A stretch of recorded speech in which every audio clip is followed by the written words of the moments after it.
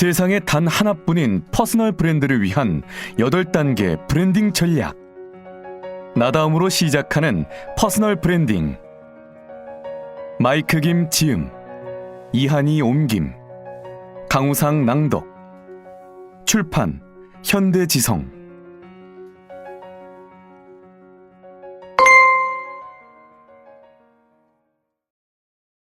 제1부 퍼스널 브랜드.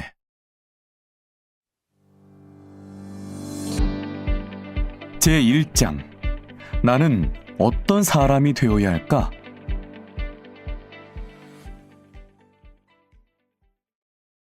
인터넷이 발명된 지 얼마 되지 않았을 때 나는 아직 고등학생이었다. 그때는 AOL과 넷스케이프가 대유행이었다. 아직도 가끔은 채팅방에서 남모르는 사람들과 대화하고 블로그를 읽고 친구들과 AOL 인스턴트 메신저를 주고받던 일이 기억난다. AIM은 메신저 프로그램으로 현재 대부분의 SNS에서 볼 수 있는 다이렉트 메시지의 전신이라고 할 수 있다. 어느 해 여름에는 친구들 모두가 AIM 버그에 걸린 것 같았다. 내가 아는 모든 사람이 AIM 계정을 가지고 있었고 그 무리에서 낙오되면 안 된다는 공포가 나를 크게 덮쳤다. AIM이야말로 내가 있어야 할 곳이었다. 나는 AOL 소프트웨어와 무료 체험 이용권이 포함된 공짜 플로피 디스크를 받으려고 가족들의 메일 계정을 싹싹 긁어모았다. 우리 집 전화선은 늘 통화 중 상태였다. 내가 달팽이처럼 느린 모뎀으로 AIM에서 벌어지는 파티에 참석하려고 컴퓨터 앞에 계속 달라붙어 있었기 때문이다. 한 번은 소프트웨어를 설치하다가 모니터에 뜬 문구를 보고 얼어붙었다. 새 대화명을 만드세요. 웃기게 들릴 수도 있지만 닉네임을 생각하느라 고민한 사람이 나뿐만은 아닐 것이다. 정신을 차리고 30분 정도 모니터를 노려보며 유머 감각을 끌어모으려고 애를 썼다. 그야말로 쿨한 대화명을 지어야 했다. 친구들에게 멋지다는 말을 듣고 싶었다. 좀 더 솔직하게 말하자면 여학생들에게 마이크 귀엽지 않아? 재미있기도 하고 한번 만나보고 싶어 라는 반응을 얻고 싶었다. 연극과 같은 시간이 흐른 후 나는 완벽한 대화명을 만들었다. 강력하고 남성미가 돋보이는 대화명이었다. 게다가 독특하기까지. 무척 영리한 말장난이었으며 곧 데이트하자는 메시지가 우르르 쏟아질 게 분명했다. 내 AIM 대화명은 바로 마이코비치였다. 물론 내가 상상한 일은 일어나지 않았다. 아니, 오히려 역효과가 났다. 내 친구들 모두가 듣도 보도 못한 바보 같은 대화명이라고 평했다. 친구 한 명이 내게 러시아 사람처럼 보이고 싶냐고 물었고 친구들은 나와 마주치면 거수경례를 하며 이렇게 소리쳤다. 안녕하십니까? 마이코비치 동무. 이 굴욕의 대미는 내가 좋아하던 여자애가 내게 더 나은 대화명을 선사하면서 마무리되었다. 마이코비치. 그 애가 나를 보고 낄낄대던 모습이 아직도 눈앞에 선하다. 인터넷이 보편화되면서 사람들은 온라인상에서 자기를 어떻게 보여줄지에 집착하고 있다. 우리는 좋은 인상을 주고 싶어 한다. 사람들이 나를 좋아해 주길 바란다. 마케팅 용어로 바꿔 말하자면 브랜드를 구축하고 싶어 한다. 브랜딩이라는 말은 옛날 목장에서 기르던 가축에게 불에 달군 인두로 인장을 찍어 가축의 소유자를 표시하는 풍습에서 온 말이다. 이후 비즈니스 및 마케팅 분야에서 기업이 특정한 상표로 자사의 제품을 구별하는 행위를 가리킬 때 이 용어를 사용하기 시작했다. 현대 마케팅의 아버지라고 불리는 1700년대 영국의 도자기 업자 조사이아 웨지우드는 브랜드를 이용해 대규모 소매업을 시작한 최초의 인물이다. 조지 3세의 아내인 샬럿 왕비가 주최한 대회에서 우승한 웨지우드는 자사 도기에 퀸즈웨어라는 애칭을 붙이고 런던의 부유층을 대상으로 한 거대한 쇼룸을 열어 환불 보장 및 무료 배송이라는 선구적인 판매 기법을 시도했다. 대상이 가축이든 도자기든 간에, 그리고 우리가 온라인상에서 자신을 내보이는 방식이 어떻든 간에 브랜딩은 정체성을 드러내는 일이다. 퍼스널 브랜딩은 개인의 아이디어, 전문성, 명성, 개성을 포괄하여 브랜드로 만드는 일이다.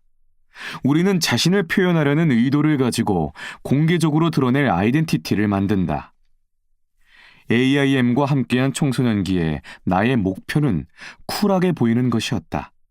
요즘과 다를 바 없지 않은가? 사람들은 팟캐스트, 블로그는 물론 소셜미디어 등을 통해 세상에 자신을 드러내고 있다. 우리는 더 많은 팔로워를 모으고 더 많이 주목받고 더 나아가 돈까지 벌고 싶어 한다. 하지만 지금까지는 잘못된 방법이 판을 쳤다. 이 과오가 우리의 발목을 잡고 있다. 사람들은 실시간으로 유입되는 노이즈에 질렸다. 온라인 갑부들이 내미는 공허한 약속에 지쳤다. 이미지도 물린다. 진정성 없는 위선자들에게 진력이 났다. 많은 퍼스널 브랜드가 두 가지 방식으로 끝장난다. 첫 번째는 가짜 이미지를 파는 방식이다. 결과를 미리 생각하고 이미지를 만들어낸다는 말이다. 이런 사람들의 관심이 영원하지 않고 일시적이라는 것을 쉽게 깨닫지 못한다. 제발 에어비앤비에 보정한 집 사진을 올리고 실제 자기 집인 것처럼 말하지 마라. 두 번째는 진정성이라는 명목하에 정보를 과하게 노출하는 방식이다. 사람들은 자기 이야기를 끊임없이 하고 이따금 읽기에 편하지 않은 정보까지 과도하게 드러낸다. 가끔은 자신이 겪는 고통을 팔려고 애쓰는 것 같기도 한데 이런 일은 오래 가지 못한다. 길에서 갑자기 교통사고가 났을 때처럼 잠시 주목을 끌긴 하겠지만 지속성은 짧다. 이제 우리가 할 일은 무엇일까? 스스로 점검해 볼 수 있는 간단한 질문을 하나 하겠다. 과연 나는 모닥불 같은 사람인가? 당신 주변에는 온기가 있는가? 사람들이 자연스럽게 끌리고 다가오도록 장치를 구축했는가? 이를 중심으로 커뮤니티를 만들 수 있는가? 당신은 사람들이 강연에, 자기 회사의 직원 앞에, 자기 인생에 초대하고 싶어 할 만한 사람인가? 누구나 이미 브랜드를 가지고 있다. 그러니 더 나은 브랜드가 되어야 한다. 당신도, 나도 이미 브랜드를 가지고 있다. 우리는 대화하는 상대에 따라 다양한 아이덴티티를 가진다. 직장에서의 나와 집에서의 나, 절친한 친구와 있을 때의 나의 모습이 각각 다르다고 느껴본 적 없는가? 만약 그렇게 느꼈다면 그건 당신이 속한 집단에 따라 각기 다른 아이덴티티를 지니고 있기 때문이다. 친구들이 아는 나와 동료들이 아는 나는 다르다. 친구들은 직장에서 내가 어떤 사람인지 거의 알지 못한다. 그럼에도 직장에서든 집에서든 나는 여전히 나다. 하지만 자신을 중심으로 한 비즈니스, 즉 퍼스널 브랜드를 구축하려고 한다면 무언가가 달라야 한다. 비즈니스는 자기 안에서 최상의 것을 끌어내는 방식이자 자신의 가장 거친 면모들을 드러내는 일이다. 좀 더 명확하게 말하자면 브랜드란 세우는 것이 아니다. 당신이 브랜드 자체가 되어야 한다. 스스로가 사람들에게 팔고 싶은 사람 또는 상품이 되도록 노력하고 진정성을 가져라. 지름길은 없다. 나 자신을 브랜드로 만드는 동안 내 인생에는 깊이 탐구해야 할 문제들이 생겨났다. 아직도 완벽한 답을 찾지 못했다. 하지만 사람들을 불러 모으기 위해 따뜻한 모닥불을 놓는 과정은 내가 더욱 건강해지고 성공할 수 있게 도와주었다. 나 자신을 더 열심히 탐구할수록 수익이 늘어났고 그럴수록 돈에 덜 신경 쓰게 되었다. 이것이 바로 진정성이 아닐까? 내면을 더 탐구해야 한다는 말이 뜬금없게 느껴질 수도 있다. 하지만 퍼스널 브랜딩에 성공하려면 나답지 못한 모습을 직시해야 한다. 그런 노력 없이 이 여정은 오래 갈 수 없다. 나와 맞지 않는 일을 하고 살기에 인생은 너무 짧다. 당신은 퍼스널 브랜딩을 어떻게 배웠습니까? 라는 질문을 받으면 나는 이렇게 대답한다. 나답지 않은 모습에 맞서 싸우고 자신에 대한 존중을 인생의 가치로 삼으라고. 나는 이것을 2009년에 처음 경험했다. 그해 아버지의 날, 나는 로스 목사님을 만나러 신자가 1만 명이 넘는 콜로라도의 한 교회로 날아갔다. 당시 나는 30살이었고 중형교회에서 음악감독으로 재직한 지 18개월째였다. 내가 로스를 만나러 간 이유는 나와 같은 일을 더 오래 한 전문가에게 조언을 받고 싶어서였다. 그는 그가 주재하는 콘퍼런스에 나를 초대했고 행사 전에는 따로 시간을 내주기까지 했다. 로스의 사무실로 들어선 나는 깜짝 놀랐다. 그는 산 꼭대기에 있었다. 이는 그의 영향력을 비유한 표현이기도 하지만 문자 그대로 그의 등 뒤에 있는 창문 밖으로 로키 산맥이 선명하게 펼쳐져 있었다. 로스는 나에게 아낌없는 조언을 주었지만 그날 오후 호텔로 돌아오면서 예기치 못한 일이 일어났다.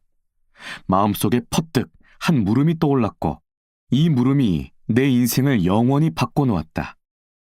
이대로 간다면 15년 후 나는 그와 같은 인생을 살고 있겠지.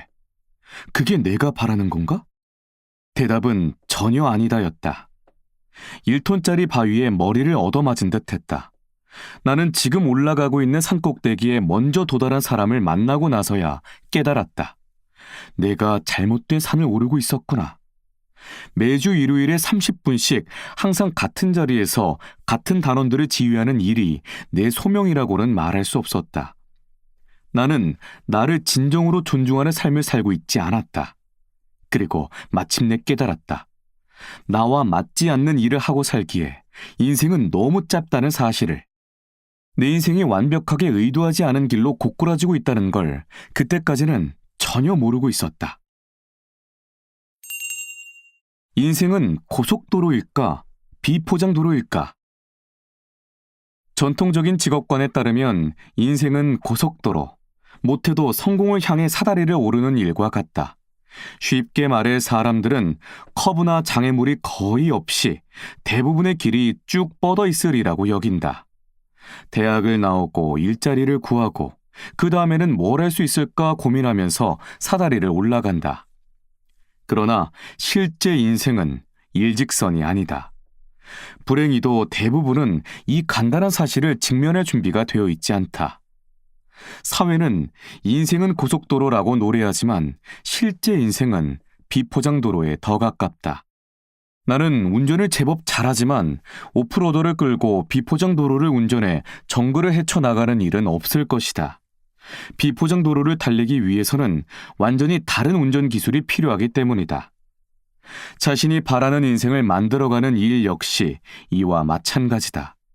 학교를 졸업하고 나면 누구도 우리에게 어떤 책을 읽어야 하는지, 인생의 다음 단계로 나아가기 위해 무엇을 해야 하는지 말해주지 않는다. 스스로 해결하고자 하는 바로 그 순간, 비교라는 잔인한 함정에 걸리고야 만다.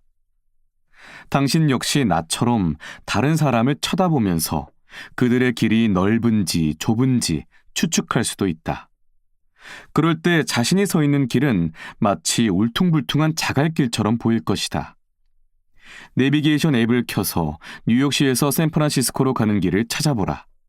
미국을 짧게 직선으로 가로지르는 경로가 보일 것이다. 하지만 출발 지점을 확대해보면 뉴욕시를 빠져나가는 길만 해도 가장 싫어하는 정치가 만큼이나 짜증날 것이다. 언젠가 인터넷에 이 같은 말이 떠돈 적이 있다. 다른 사람의 하이라이트 장면과 당신의 비하인드 장면을 비교하지 마라. 자, 우리는 어디서부터 시작할까? 자기 고유의 전문성 규정하기. 가장 먼저 나를 파악하기 위해 직장에서 한 일을 쭉 나열해 보았다. 20대 중반, 음악감독 일을 하기 전에 대학 입시 학원에서 고등학생을 가르친 적이 있다. 몇 년 후 나는 이 학원에 돌아가 마케팅 총괄 책임자로 승진한다. 내가 여러 직업을 거치면서 한 업무들은 다음과 같다. 1. 고등학생 가르치기. 2. 교회에서 연설하기. 3. 음악 작곡하기. 4. 교회 찬양팀 봉사자들과 회의 주재하기. 5. 함께 녹음한 앨범 홍보하기. 6. 교회 행사 주최하기. 그 순간 깨달았다. 내가 해야 했던 모든 일에서 각 문장의 첫머리가 잘못되어 있었다. 1. 가르치기. 2. 연설하기. 3. 작곡하기. 4. 회의 주재하기. 5. 홍보하기. 6. 행사 주최하기. 노트에 쓰인 글씨들이 나를 빤히 바라보고 있었다. 나의 다른 면모가 보이는 것 같았다. 더 정확하게 말하자면 처음으로 나의 모습을 제대로 보았다고 할 수 있겠다. 우리는 무척이나 많은 시간을 진정한 자신의 모습보다는 회사, 단체, 역할 속 누군가의 모습으로 보낸다. 자기 고유의 전문성을 보지 못한다. 난 선생님이야. 난 강연가야. 난 작가야. 난 리더야. 난 마케터야. 난 콘퍼런스 주최자야. 이 같은 주문은 자신과 대화를 처음 시작할 때 늘 등장하는 단골 멘트다. 자신을 바꾸려면 외부에 하는 이야기만큼이나 스스로에게 들려주는 이야기를 바꾸려는 노력이 중요하다. 그때는 미처 알지 못했지만 나는 나 자신을 리브랜딩하고 있었다. 현재의 삶과 아직 살아보지 못한 삶 사이에서 괴로워하고 있다면 뒤늦은 후회와 자기의심, 좌절감이 무겁게 짓누르는 기분이 든다면 좋은 기회다. 정상이다, 친구여. 자신에게 스스로 악플을 달고 있는가? 그렇다면 자신의 가장 열렬한 팬이 되는 방법을 배워야 할 때다. 스스로를 친절하게 대하라. 그리고 내가 한 것처럼 지금까지 해온 일을 돌아보고 자신의 전문성을 규정하라. 그러면 놀라운 일을 겪게 될 것이다. 지금이 침묵하기에 가장 좋은 때. 어떤 사업을 시작하고 싶은지 아직 몰라도 괜찮다. 당신이 앞으로 나아가기 위해 지금 당장 할 수 있는 실용적인 일이 있으니까. 바로 SNS에서 침묵을 지키는 일이다. 오해하지 마라. SNS 계정을 완전히 닫으라는 말은 아니다. 현재나 과거의 직업과 관련된 일을 공개적으로 시시콜콜하게 업데이트하지 말라는 말이다. 직장에서 어떤 하루를 보냈는지, 사무실에서 무슨 일을 했는지, 통근 시간이 얼마나 지겨운지 같은 게시글도 없애라. 사람들, 그리고 자신의 마음속에 공간을 만들고 당신의 삶을 새로 쓰기 위해서다. 엔터테인먼트 산업에서는 이런 일이 비일비재하게 일어난다. 영화배우 스티브 카렐은 스티브 오피스의 마이클 스콘 역할로 유명하다. 카렐은 자신을 새로이 만들고자 오피스에서 하차하고 영화에서 진지한 역할을 맡기 시작했다. 오래 지나지 않아 그는 어두운 범죄 영화 폭스캐쳐에서 명연기를 펼쳐 아카데미상 후보로 지명되었다. 영화배우로서 자리를 잡는 동안 코미디언 역할을 계속하는 것은 카렐에게 합리적이지 않았을 것이다. 카렐은 전국 배우로서의 자신과 오피스의 코미디 배우로서 자신의 모습 사이에 공간을 만들고 거리를 벌려 마침내 대중의 인식을 바꾸었다. 당신도 이렇게 해야 한다. 당신이 자주 애용하는 SNS에 들어가 최근 30일간 올린 게시물을 검토하라. 그 게시물들이 당신이 진입하려는 분야에서 당신의 전문성을 보여주고 있는가? 아니면 그저 회사 일, 음식 사진, 정치적 견해를 담은 게시물뿐인가? 뭐 이런 게시물이 잘못된 것은 아니다. 다만 방향을 전환하는 데 도움이 되지 않을 뿐이다. 마지막으로 이 문장을 한 번 더 읽고 다음 장으로 넘어가라. 잠시 침묵을 지키고 당신에게 필요한 공간을 만들어라. 들어갈 수 있는 시장은 3가지다. 공간을 만들었다면 이제 어떤 시장에 진입하고 싶은지 생각해야 한다. 시장은 크게 건강, 부, 인간관계 3분야로 나뉜다.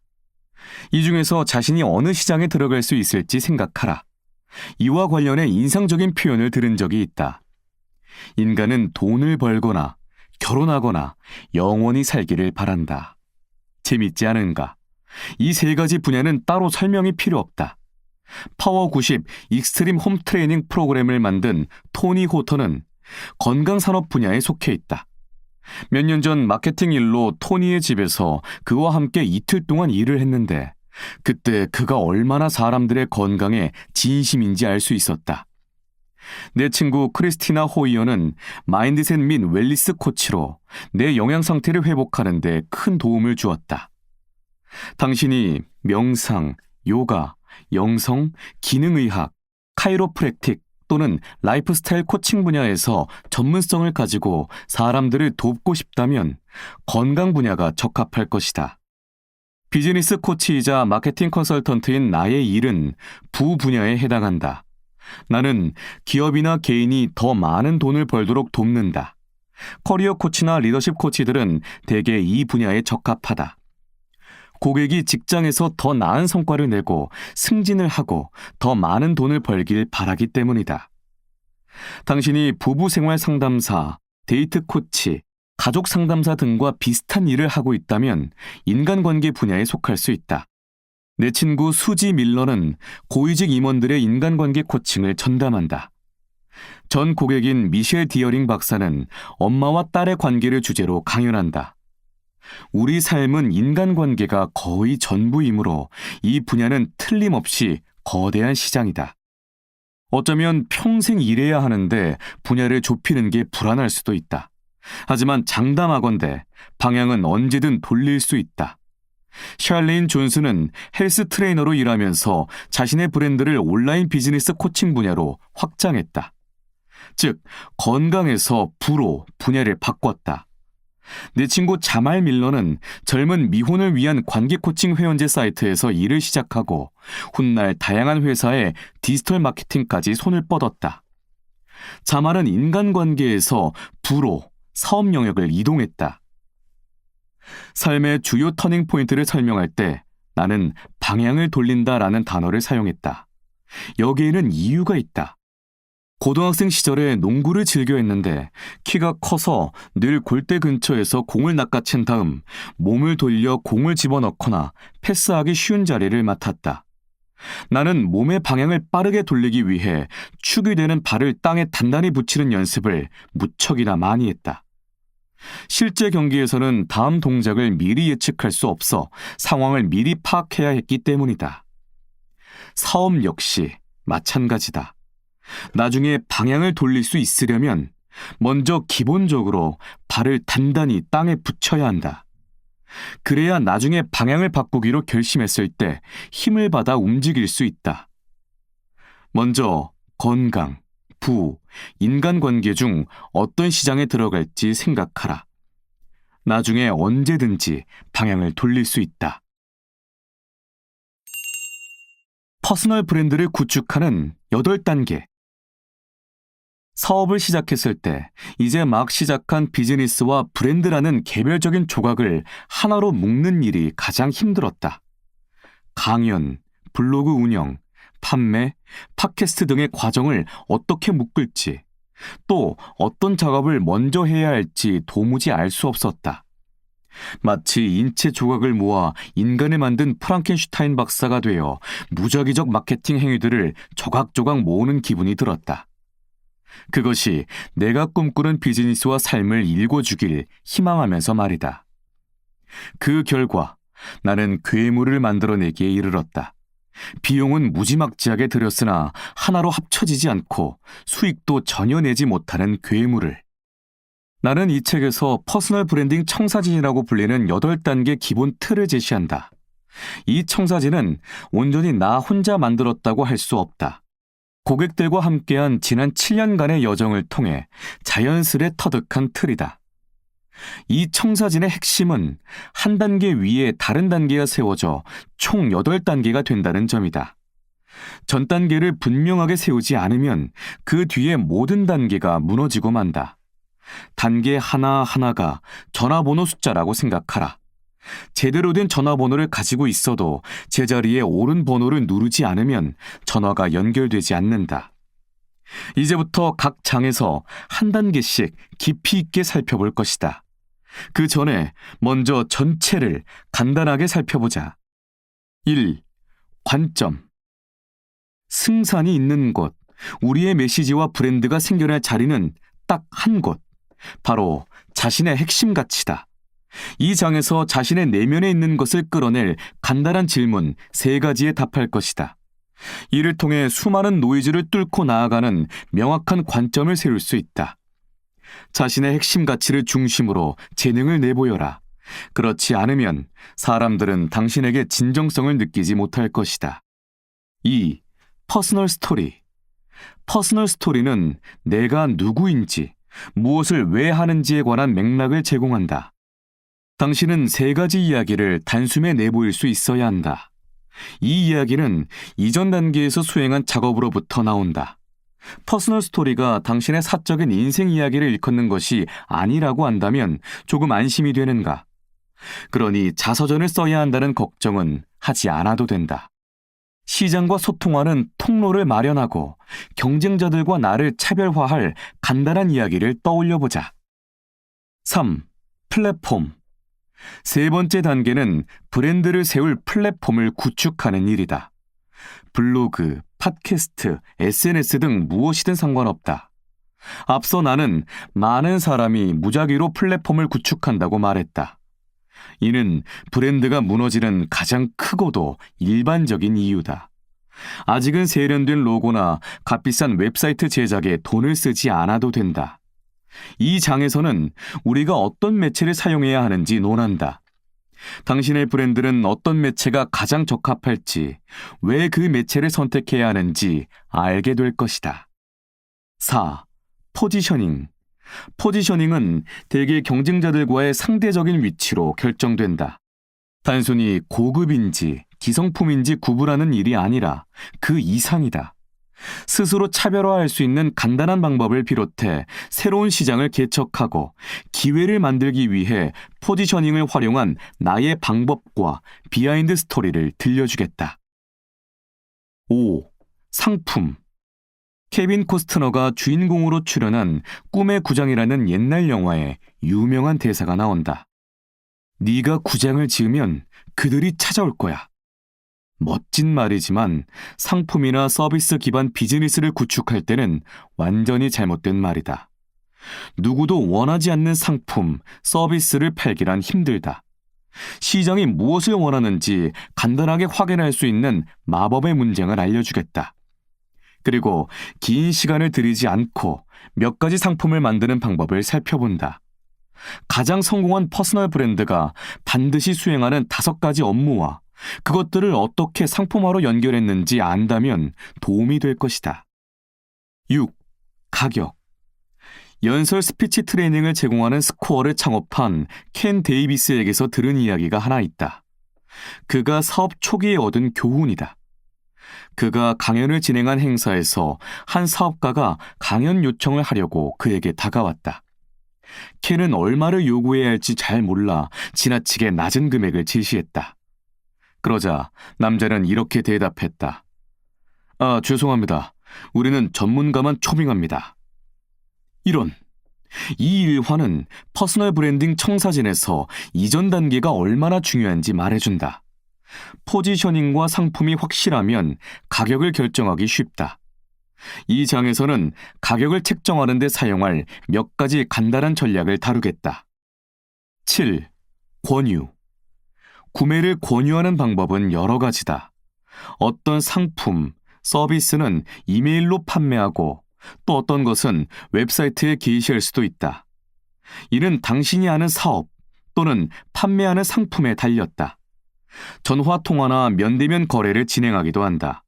구매 권유 방식은 그때그때 다르므로 어림짐작해서 판매하지 않도록 검증된 몇 가지 기술을 전수하겠다. 8. 협업. 내 친구 토드 허먼이 이렇게 말한 적이 있다. 관계 맺기는 로켓과 같다. 앞선 단계들을 제대로 수행했다면 더 많이 노출되고 팔로워들을 확보하고 나아가 상품을 판매하도록 도와줄 제휴처들을 끌어당길 채비가 되었을 것이다.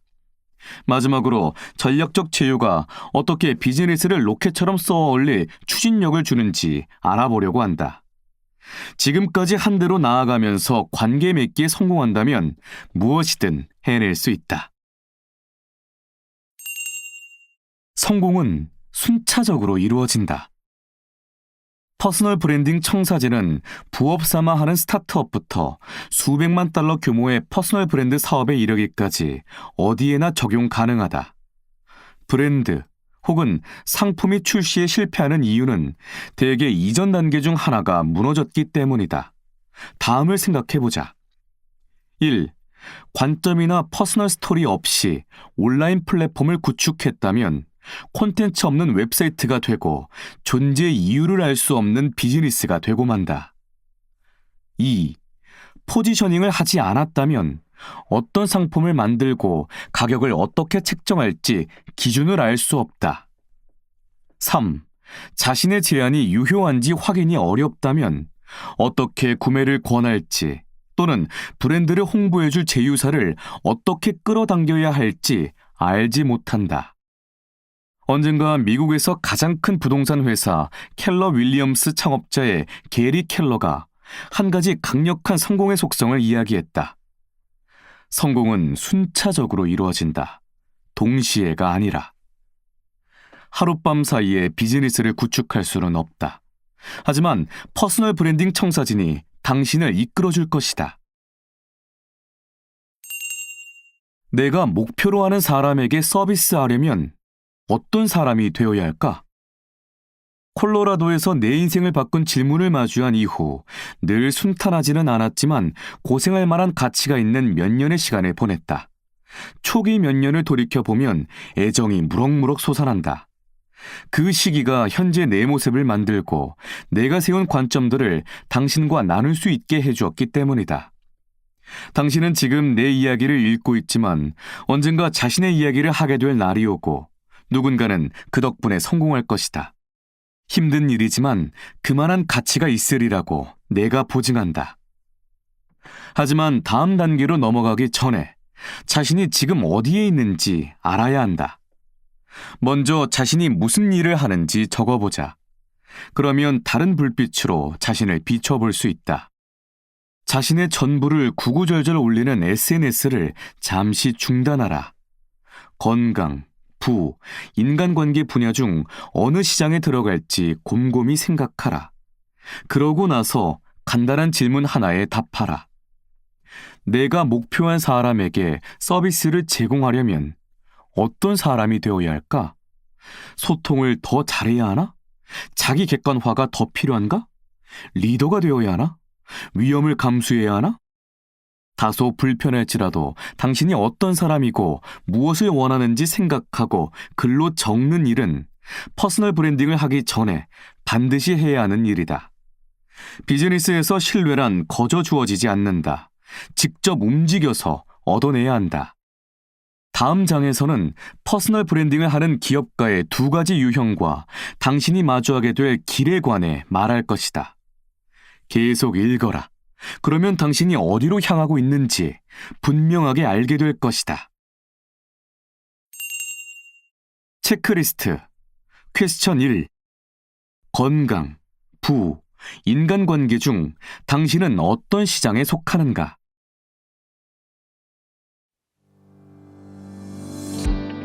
제2장 문제를 해결할 것인가? 관점을 전달할 것인가?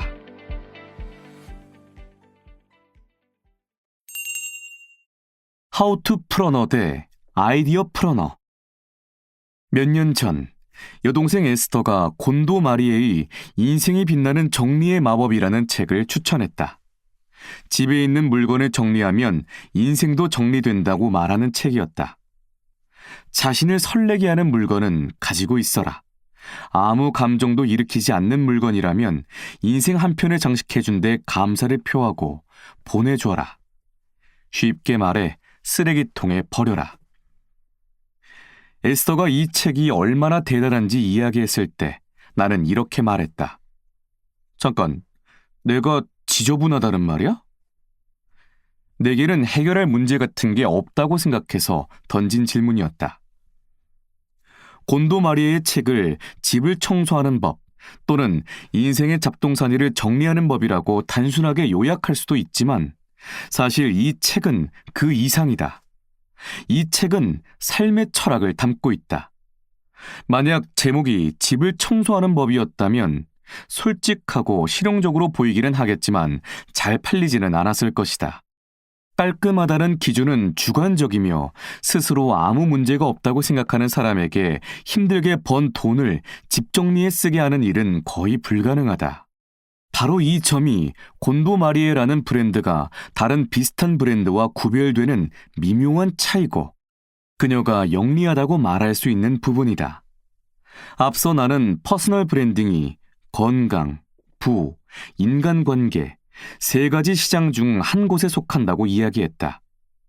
이제 우리가 속한 시장에 존재하는 두 가지 유형의 사업가를 살펴보자. 각 유형은 돈을 버는 방식이나 장단점이 매우 다르므로 잘 알아두어야 한다. 두 가지 유형은 다음과 같다. 1. 하우투 풀어너, 문제 해결형 기업가. 2. 아이디어 풀어너, 영감형 기업가. 1. 하우투 풀어너는 사람들에게 문제를 해결하는 방법을 알려주거나 직접 해결한다. 하우투 풀어너 유형은 해결할 문제를 무척 쉽게 정할 수 있다는 장점이 있다. 사람들이 인터넷에서 가장 많이 입력하는 검색어는 뭐뭐 하는 방법 또는 어떻게 다. 이 경우에는 대개 분명한 단계별 해법이나 해결책이 존재한다. 단점은 경쟁자가 한 트럭이 넘는다는 점이다. 물건을 고치는 방법, 돈을 버는 방법, 인간관계를 다루는 방법을 알려주는 사람이 얼마나 많은지 생각해보라. 2. 아이디어 풀어너는 특정 메시지나 관점, 철학을 전파한다. 아이디어 풀어너의 장점은 하우투 풀어너보다 시장의 경쟁자가 훨씬 적다는 점이다. 이들이 가진 아이디어가 대개 독창적이기 때문이다. 단점은 대부분 사람들이 기업가의 아이디어를 쉽게 이해하지 못하거나 최악의 경우에는 자신에게 해결해야 할 문제가 있다는 것을 인식조차 못한다는 점이다. 게다가 아이디어 풀어너의 목표는 문제 해결이 아닌 경우가 많다. 이들은 특정한 주제에 대한 인식을 높이는 것을 목표로 한다. 예를 들어 2명의 사업가가 글을 쓴다고 하자. 한 사람은 하우투 풀어너이고 다른 한 사람은 아이디어 풀어너다. 하우투 풀어너는 잘 짜여진 커리큘럼에 따라 책을 쓸 것이다. 당신이 들고 있는 책 대부분처럼 말이다. 반면 아이디어 풀어너는 책을 쓸 때 메시지에 초점을 맞춘다. 대표적인 예시로 마케팅의 거두, 세스 고딘의 보랏빛 소가 온다가 있다. 보랏빛 소가 온다는 상품, 서비스가 보라색 소처럼 눈에 확 띄도록 무언가 놀랍고 반직관적이고 독창적인 것을 가지고 있어야 한다고 주장한다. 하지만 세스 고딘은 책 어디에서도 그것을 어떻게 하는지 구체적인 방법은 설명하지 않는다. 그가 사업가들에게 전하는 메시지는 간단하다. 눈에 띄어라. 베스트셀러는 물론이고 텔레비전 시리즈로도 제작된 곤도마리에의 책이 가진 영리함은 그가 하우투 풀어너보다 아이디어 풀어너의 면모를 더욱 강조한다는 점이다. 비록 삶에서 설렘을 느끼는 방법을 다루고 있기는 하지만 마리에는 더 깊은 메시지를 전한다. 이 방식은 일본 고유의 종교인 신도에 맥이 닿는데 일본 문화는 본질적으로 미니멀리즘의 가치를 둔다. 그녀의 비전은 집을 깨끗하게 치우는데 그치지 않는다. 청결함의 철학에 따라 생활하고 차분한 마음가짐으로 정리된 삶을 즐길 수 있도록 영감을 불러일으킨다. 수익화의 길. 많은 아이디어 풀어너가 비즈니스를 구축하거나 영향력을 확장할 때 하우투 풀어너의 방식을 취하기 때문에 사라진다. 하우투 풀어너는 자신의 전문성과 문제 해결 능력을 간단하게 보여줄 수 있다. 특히 잠재 고객이 이들을 좋아하고 신뢰한다면 상대적으로 쉽게 물건이나 서비스를 판매할 수 있다. 나는 하우투 풀어너에 가깝다. 퍼스널 브랜드 사업가들은 마케팅이나 세일즈 문제를 해결하고자 내게 연락을 한다. 나는 퍼스널 브랜딩 청사진을 차례대로 설명한 다음 그들의 마케팅 메시지를 수정하고 구매 전환율을 높일 페이지 글과 이메일을 작성한다. 하우투 풀어너의 과정은 간단하다. 아이디어 플러너에게는 구매 전환 과정에서 추가로 한 단계가 더 필요하다. 시작 지점에서 잠재 고객에게 해결할 문제가 있다고 생각하도록 만들어야 하기 때문이다. 곤도 마리에가 어떻게 자신의 아이디어를 돈으로 바꾸었는지 살펴보자. 마리에를 유명하게 만든 책, 인생이 빛나는 정리의 마법은 2010년 말에 첫 출간되었다. 그가 한두 해 전에 이 책을 썼다고 해보자. 여러 인터뷰를 보면 마리에는 책을 집필할 당시에 정리 컨설턴트였고 지금처럼 유명한 브랜드가 아니었다. 이 사실은 중요하다. 곤도 마리에를 봐. 그 여자는 책 한 권에 빵 터진 것뿐이야. 그 덕분에 넷플릭스 시리즈로 제작되고 세계적으로 유명해졌잖아. 나도 그렇게 되고 싶어. 라고 말하기는 쉽다. 하지만 그녀가 브랜드를 만들기까지 얼마나 오랜 시간이 걸렸을지 생각해보라. 곤도는 20대 중반부터 컨설턴트 일을 해왔다. 곤도의 넷플릭스 시리즈는 2019년에 방영되었는데 책이 출간된 지 무려 8년이나 지난 후였다. 나는 아이디어 플러너에게 조언을 할 때 곤도 마리의 사례를 이야기하면서 상냥하되 직접적인 질문을 던진다. 당신에게는 그만한 시간을 이 아이디어에 바칠 지구력이 있습니까? 당신의 아이디어가 시장에 자리 잡을 때까지 생계를 유지할 수 있습니까? 인내심이야말로 힘이다. 불행하게도 대부분 사람에게 이러한 인내심이 없다. 곤도 마리에는 이런 점에서 뛰어나다. 책과 텔레비전 시리즈는 그녀에게 유명세를 안겨주었고 그녀는 자기 이름을 딴 브랜드로 회사를 차려 쓰레기통, 스타킹 정리함, 수납함 등 다양한 상품을 팔고 있다. 정리에 관한 조언을 했으면서 집을 채우는 물건들을 한 트럭 팔고 있다는 점이 내게는 모순적이고 이해가 안 되기는 하지만 마리에는 몇 권의 책을 더 썼고 심지어 사람들은 그에게 곤마리 정리 컨설턴트 자격을 받기 위해 돈을 지불한다. 곤도 마리에의 철학이 상품화된 것은 그의 커리어 끝자락에 이르러서야 이루어졌다. 성공으로 나아가는 여정은 쉽지 않았으며 하룻밤 사이에 이루어지지 않았다. 곤도 마리에의 방식이 잘 와닿지 않는 사람들을 위해 그와는 다소 다른 일을 해낸 또 한 명의 아이디어 플러너를 살펴보겠다. 바로 브레네 브라운 박사다. 자신의 취약함이 열어준 기회. 브레네 브라운 박사는 현재 베스트셀러 작가로 잘 알려졌지만 이전에는 용기, 취약성, 수치심을 연구하는 연구자이자 대학 교수로 오랫동안 일했다. 브라운 박사는 조용하게 연구에 전념하다가 2010년 6월 테드엑스 강연으로 큰 전환점을 맞이했다. 넷플릭스 스페셜 브레네 브라운, 나를 바꾸는 용기에서 브라운 박사는 우연한 사건이 삶의 돌파구가 되었다고 말했다. 브라운 박사는 휴스턴 대학교에서 열린 테드엑스 행사에서 취약성에 관해 이론 강연을 하기로 예정되어 있었다. 취약성은 그녀가 수년간 연구해오고 이전에도 몇 차례 강연한 적이 있는 주제였다. 하지만 그녀는 비행기를 타고 휴스턴으로 날아가면서 주제를 살짝 틀어 취약성과 관련된 개인적인 일화를 말하기로 마음먹었다. 강연은 잘 끝났지만 브라운 박사는 공개 강연에서 자신의 취약성을 드러낸데 불편함을 느꼈다.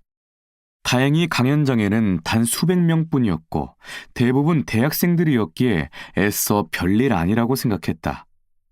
그러나 놀랍게도 그 강연은 대대적인 화제가 되었다. 강연 영상은 수백만 조회수를 기록했으며 악플러들이 떼거리로 몰려와 끔찍한 댓글을 달았다.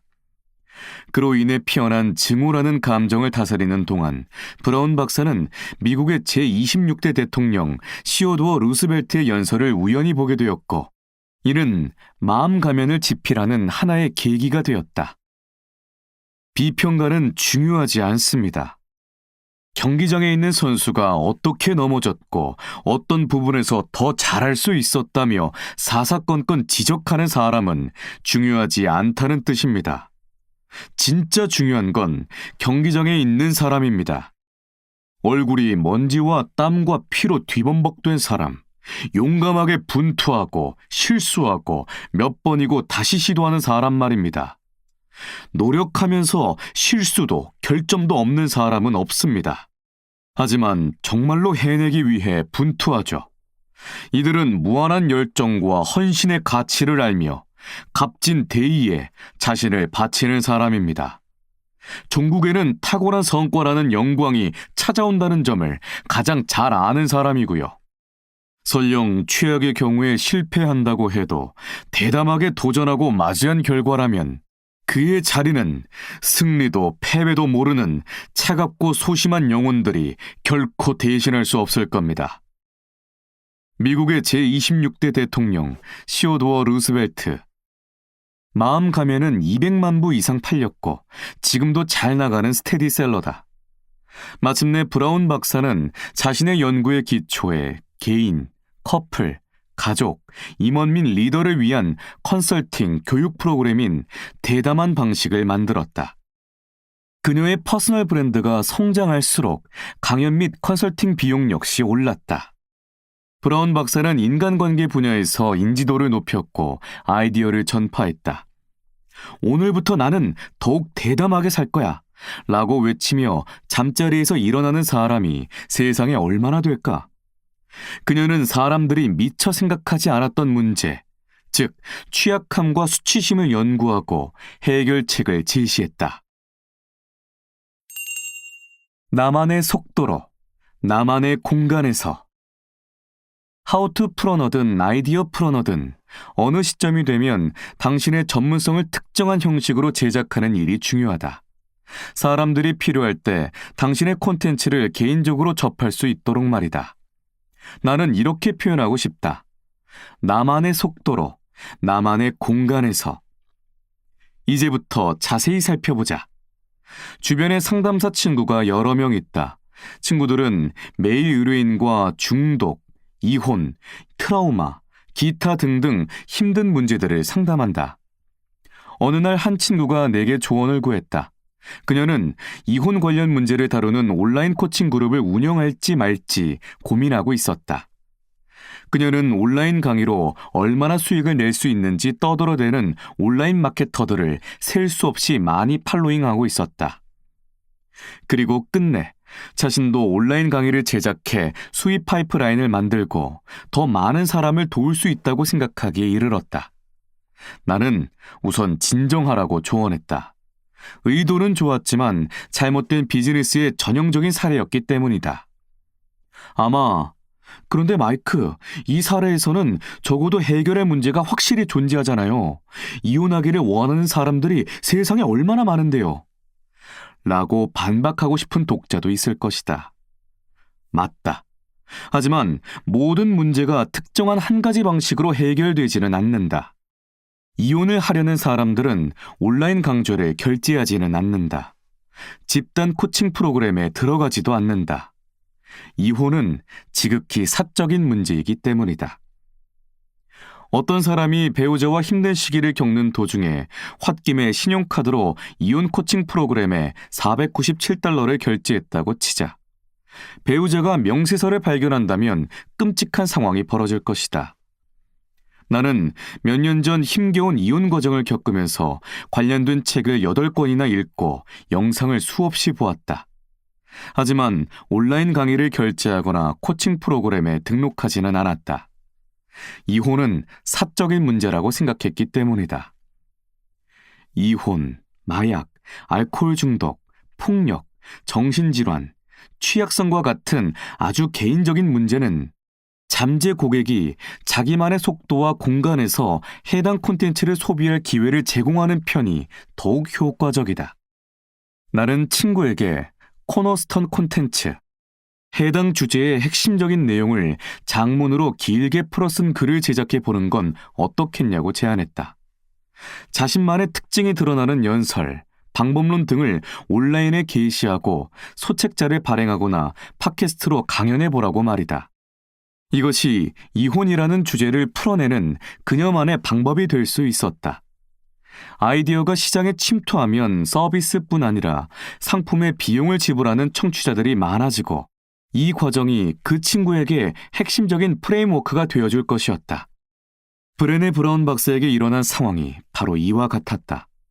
브라운 박사의 강연을 팝콘을 먹고 맥주를 마시며 친구들과 함께 감상하는 사람도 분명 있을 것이다. 하지만 나는 대부분 그 강연을 혼자 봤을 거라고 장담한다.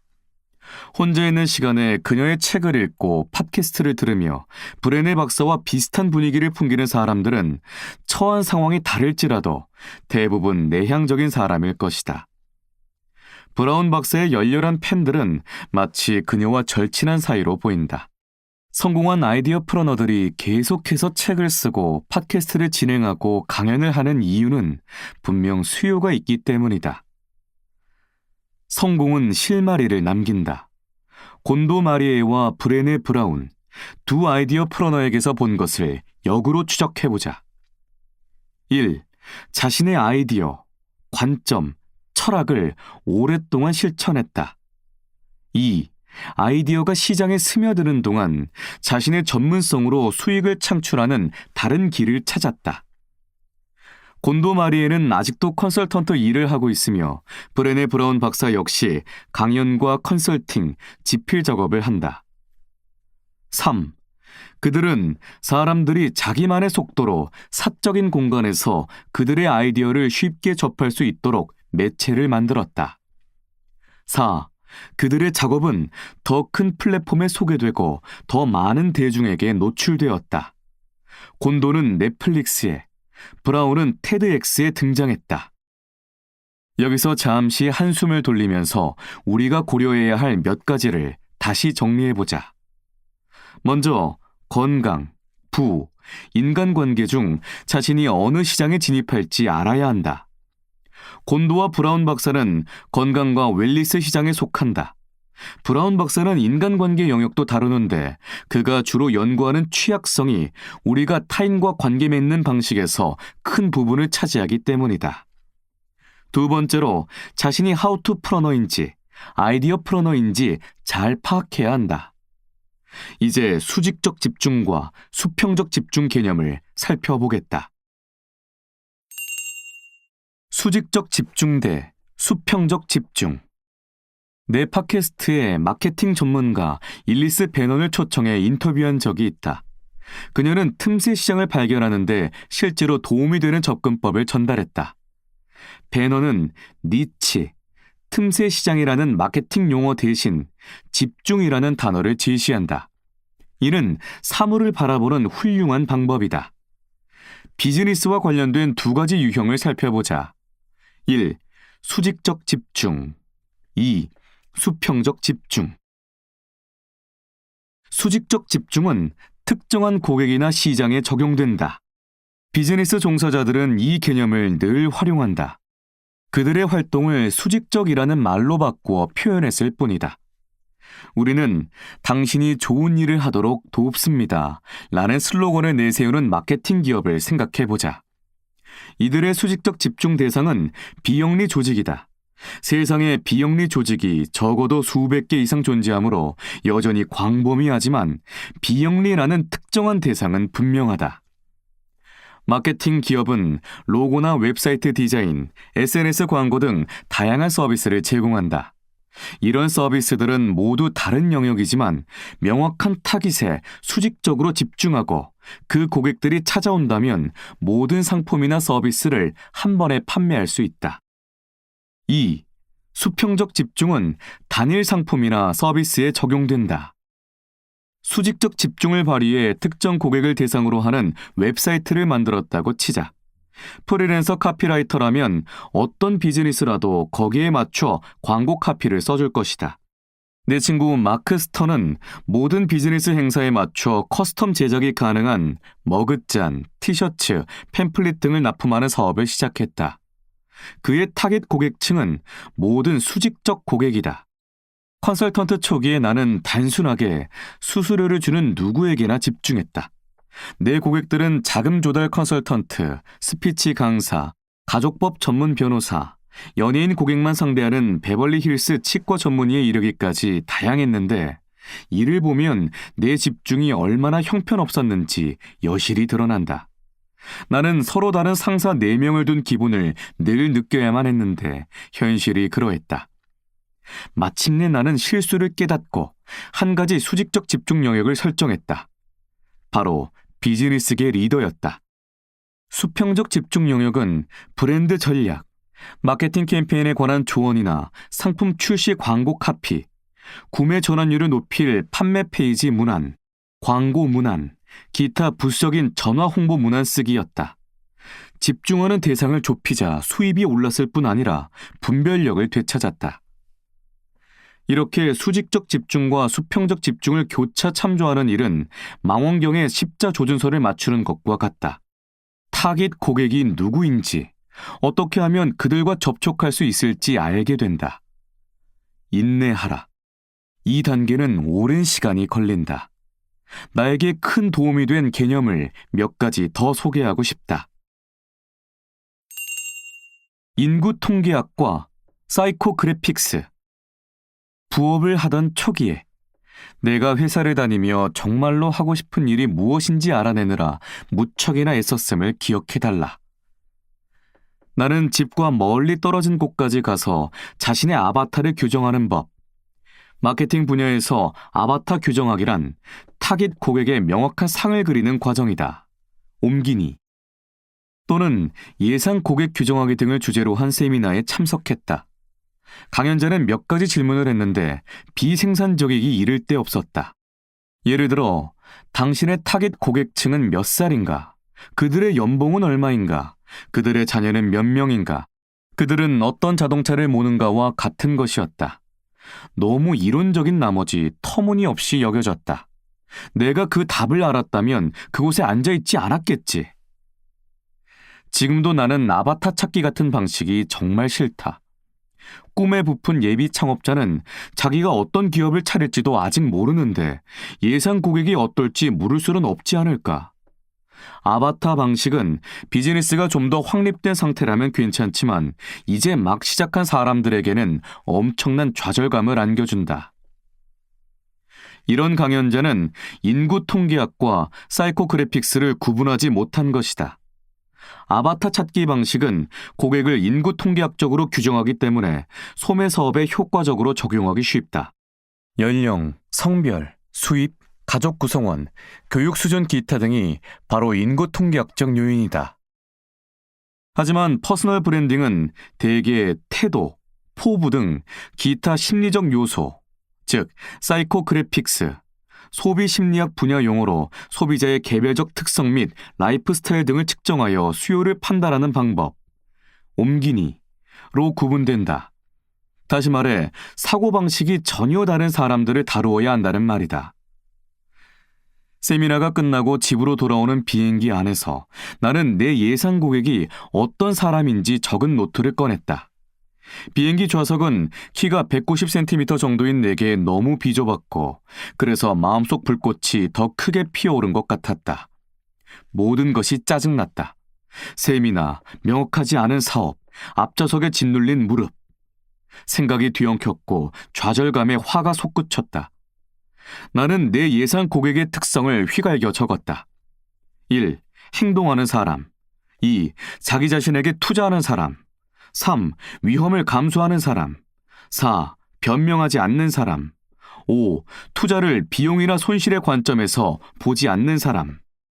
이렇게 적고 나니 분명한 깨달음이 왔다. 내가 함께 일하고 싶은 사람은 바로 2년 전의 나였다. 2년 전 나는 코네티컷에서 음악감독직을 사직하고 통근 시간에 스포츠 토크쇼에 잡다한 가십거리 대신 비즈니스 및 리더십 팟캐스트를 열심히 들었다. 내 서간은 스포츠 잡지 대신 마케팅, 기업가 정신, 자기개발 서적들로 채워졌다. 휴일에는 인맥을 넓히고 새로운 것을 배우고자 콘퍼런스에 참석했다. 이 책에서 언급하는 사람 대부분을 콘퍼런스에서 만났다. 자기 자신에게 투자하기 시작하면 일이 재밌어진다. 노력에 상응하는 보상이 돌아오기 때문이다. 이제 이 책을 읽고 배우고 성장하고 자기 개발에 시간과 돈을 투자하자. 당신이라면 그런 사람과 일하고 싶지 않은가? 자기 자신이 이상적인 고객일 수 있다. 당신 같은 사람이 한 사람이라도 존재한다면 그 수는 100명, 1000명, 10,000명, 100만 명으로 늘어날 수도 있다.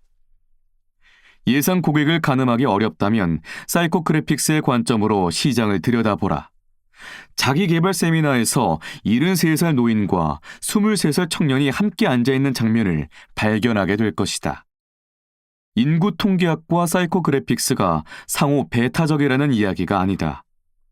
당신의 고객은 책을 쓰고 싶어하며 성장을 지향하는 20대가 될 수도 있고 70대가 될 수도 있다.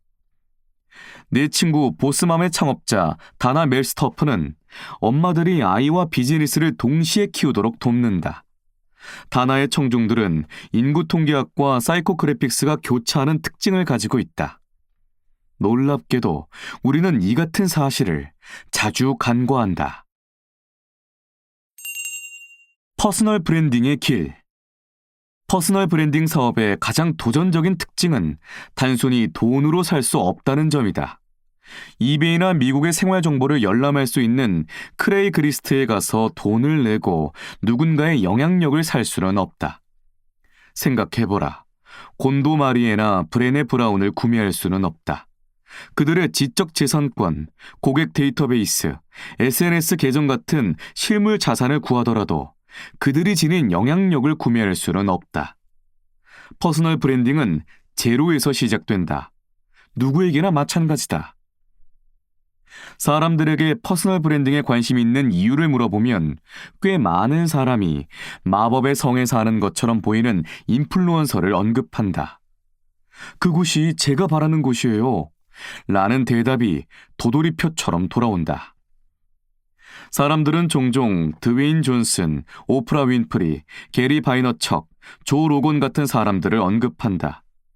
이런 사람들은 하고 싶은 일을 하면서 돈도 잘 버는 것처럼 보인다. 하지만 이들이 외롭게 고군분투하는 시간을 거쳐 영향력을 발휘하는 지금의 자리에 이르렀다는 점은 미처 생각하지 못한다. 나는 그 시간을 집중의 골짜기라고 부른다. 당신이 무언가를 하기로 마음먹고 블로그에 글을 쓰거나 SNS를 통해 명언을 공유하거나 팟캐스트를 시작했다고 치자. 불행하게도 그것을 보는, 듣는 사람은 얼마 없다. 이게 보통이다. 친구, 가족, 직장 동료는 대체 무엇을 하느냐고 물을 것이고 심지어 당신의 SNS 팔로잉을 끊을 수도 있다. 당신은 어느 때보다 혼자라고 느끼게 된다. 집중의 골짜기에 온 걸 환영한다, 친구여. 집중의 골짜기에서 한 가지 아이디어나 주제 또는 시장에 초점을 맞춰 흩어진 아이디어들을 좁혀 나가야 한다. 건강, 부, 인간관계 중 어느 시장에 집중할지 결정해야 한다. 집중 대상을 더욱 좁히고 선택한 시장에서 무엇을 할지 결정해야 한다. 당신은 다양한 분야의 열정을 가지고 있으므로 이 사실이 마음에 차지 않겠지만 이렇게 이해하자. 댄스 클럽에서 각기 다른 장르의 음악 5곡을 동시에 연주한다면 고객들은 아마 전부 뛰쳐나갈 것이다. 무도회 음악과 헤비메탈 곡을 섞어서 틀 수는 없지 않은가. 내가 퍼스널 브랜딩 사업에 집중하기 시작하면서 음악 감독 시절을 알고 지냈던 사람 대부분이 아마 90% 정도 내 SNS 계정 팔로우를 끊었다. 나는 실제로 그들과 관계가 끊겼다. 결정을 내려야만 했다. 이 길을 계속 가야 할까? 아니면 내 마음을 바꿔야 할까? 집중할 영역을 좁히면 흥미로운 일이 벌어진다. 당신은 처음에 다양한 주제를 다루고 이것으로 SNS에서 점차 알려지다가 어느 시점에 한두 가지 주제로 빵 뜨기 시작한다. 그리고 곧 많은 팔로워를 보유한 인플루언서들이 당신에게 관심을 가진다. 그중 한 사람이 당신에게 일을 제안하거나 당신의 전문성을 자기 팔로워들에게 보여달라고 요청한다.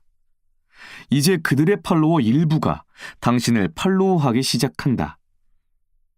이 모습을 본 또 다른 인플루언서가 당신에게 강연을 요청한다. 그리고 빵! 터진다. 이 과정이 반복되면 어느새 팔로워가 늘어날 것이다. 이런 식으로 계속 성장해 가다 보면 당신 역시 인플루언서가 되고 더 많은 팔로워들이 생겨난다. 시간이 흐르면서 팔로워는 당신의 콘텐츠 때문이 아니라 그저 당신이라는 이유만으로 팔로워를 유지할 것이다. 다시 말하지만 브랜드를 세우는 게 아니라 당신이 브랜드 그 자체가 되어야 한다. 사람들이 모여들도록 주변에 따뜻한 모닥불을 피워야 한다. 집중할 대상이 정해진 덕분에 작업의 질 역시 향상된다. 전문성이 생기고 사람들의 삶은 당신으로 인해 변화한다. 팬들은 당신이 무엇을 추구하든 기꺼이 따를 만큼 충성도가 높아진다. 이들은 당신이 바라는 곳에 다다를 수 있도록 도울 뿐 아니라 그곳에 함께한다. 톱스타는 언제나 톱이었을까? 드웨인 존슨은 요즘 최고의 액션 스타이지만 이전에는 수십 년 경력을 보유한 레슬링 선수였다. 레슬링 선수라는 이미지가 그에게는 집중의 골짜기였다. 그가 늘 성공한 인생을 살았을까? 그는 원래 미식축구 선수가 되고 싶었지만 미식축구 프로리그 NFL에 입성하지 못했다. 유년 시절의 꿈은 산산이 흩어졌다. 존슨은 레슬링 선수로 방향을 틀었고 아버지와 할아버지가 레슬링 선수였다. 마침내 스타 레슬링 선수가 되어 더 록이라는 별칭을 얻었다. 존슨은 레슬링에서 얻은 인지도를 등에 업고 할리우드에 진출했다. 그가 레슬링을 완전히 떠나 배우로 전직하려고 했을 때 많은 레슬링 팬들은 존슨이 돈에 팔렸다고 여겼다. 그의 연기 생활을 적극적으로 응원하는 사람은 아주 소수였지만 좋아하는 팬들이 서서히 생겨났고 영화는 꽤 괜찮은 성적을 올렸다. 그리고 보라, 지금 그는 어떻게 되었는가? 패스트 앤 퓨리어스, 슈퍼차지드, 주만지 같은 대형 블록버스터 영화로 톱스타가 되었다. 그는 SNS에서 막대한 팔로워들에게 운동하는 모습을 보여주고 자신의 브랜드를 만들어 운동복 회사인 언더아머는 물론 주류를 비롯한 온갖 상품을 섭렵하고 있다. 더 록은 원한다면 무엇이든지 할 수 있는 것처럼 보인다. 하지만 그에게도 미식축구 선수로 실패한 뒤 수십 년간 레슬링계에서 떠돌아다닌 성장 과정이 있었다. 레슬링계에서도 금방 스타가 된 것은 아니다.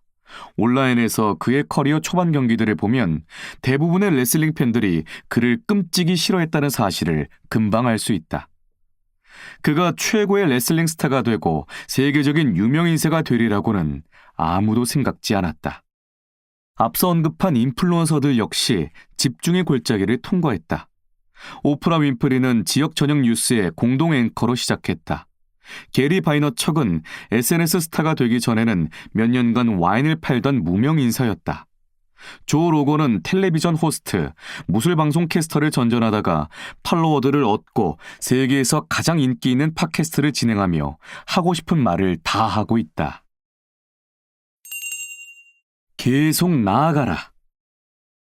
당신이 앞서 소개한 사람들만큼 대형 스타가 되거나 바라는 건 무엇이든 할 수 있는 자리까지 올라가고 싶은 건 아닐 것이다.